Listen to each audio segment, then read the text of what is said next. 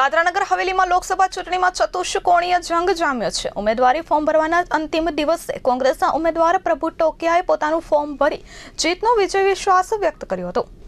સંઘ પ્રદેશ દાદરાનગર હવેલીમાં રાહુલ ગાંધીએ એક સામાન્ય પરિવારના ઉમેદવારને લોકસભા ચૂંટણી જંગમાં મેદાને ઉતાર્યો છે અને જે વિશ્વાસ મૂક્યો છે તે બદલ આભાર વ્યક્ત કરતા પ્રભુ ટોકિયાએ જણાવ્યું હતું કે દેશની જનતા કોંગ્રેસ પાર્ટીની વિચારધારાને માને છે।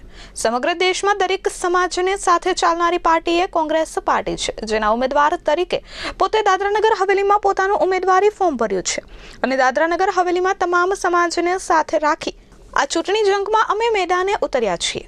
આ પ્રદેશમાં લોકશાહી એટલે કે ડેમોક્રેસી નહીં પરંતુ ઓટોક્રેસી છે। સંવિધાન ખતરામાં છે। અમે સંવિધાનના દાયરામાં રહી આ પ્રદેશનો વિકાસ કરશું। મને જે તક આપી છે તેમાં આ વિસ્તારના કચડાયેલા દબાયેલા વર્ગ માટે અમે કામ કરશું તેવો વિશ્વાસ પ્રભુ ટોકિયાએ વ્યક્ત કર્યો હતો। ઉલ્લેખનીય છે કે સંઘ પ્રદેશ દાદરાનગર હવેલીમાં આ વખતે ભાજપ, કોંગ્રેસ, શિવસેના અને અપક્ષ વચ્ચે ચતુષ્કોણીય જંગ જામ્યો છે અને તમામ નેતાઓએ પોતાના જીતના દાવા કર્યા છે, જેમાં આખરે પ્રજા કોને વિજય બનાવે તે તો 23મી મેએ જ જાણવા મળશે। સૌથી પહેલા તો અમારા કોંગ્રેસ પાર્ટીના રાષ્ટ્રીય અધ્યક્ષ આદરણીય શ્રી રાહુલ ગાંધીનો આભાર પ્રકટ કરીશ।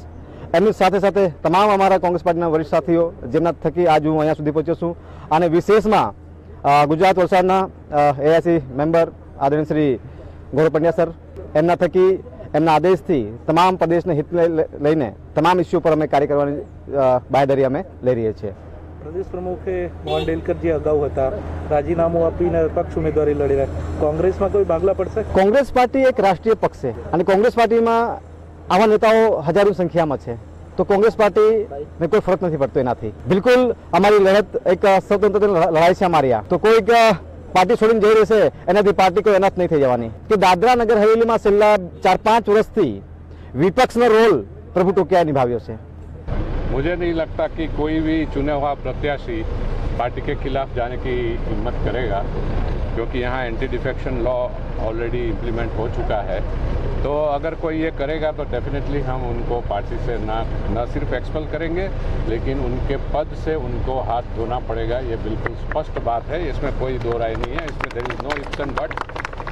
सो आई बिलीव कि कोई भी कांग्रेस का चुना हुआ प्रत्याशी पक्ष के खिलाफ काम नहीं करेगा।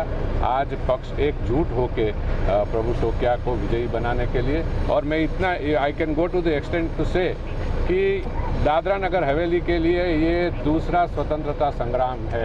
यस, यहाँ जिस तरह से जो माहौल बना है, जिस तरह से लोगों के साथ ज्यादती की जा रही है, न सिर्फ प्रशासन के द्वारा बल्कि चुने हुए नुमाइंदे भी जिस तरह से लोगों के साथ ज्यादती करते हैं, तो उसके खिलाफ स्वतंत्रता आंदोलन की ये दूसरी किस्त है। Second episode of the independence of Dadra Nagar and Haveli is starting in the form of Prabhu Tokia and all those deprived people. Mukul Yadav, S24 news, Silvassa.